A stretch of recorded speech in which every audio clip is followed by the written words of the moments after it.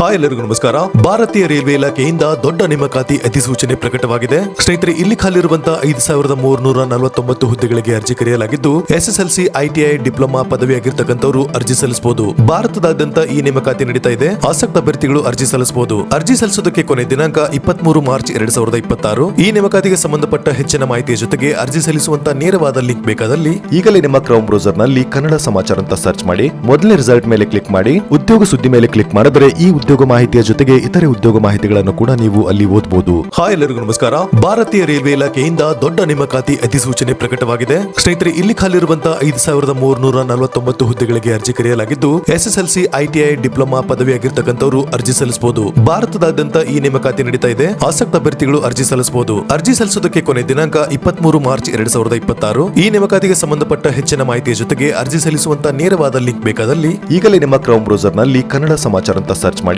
ಮೊದಲನೇ ರಿಸಲ್ಟ್ ಮೇಲೆ ಕ್ಲಿಕ್ ಮಾಡಿ ಉದ್ಯೋಗ ಸುದ್ದಿ ಮೇಲೆ ಕ್ಲಿಕ್ ಮಾಡಿದರೆ ಈ ಉದ್ಯೋಗ ಮಾಹಿತಿಯ ಜೊತೆಗೆ ಇತರೆ ಉದ್ಯೋಗ ಮಾಹಿತಿಗಳನ್ನು ಕೂಡ ನೀವು ಅಲ್ಲಿ ಓದಬಹುದು.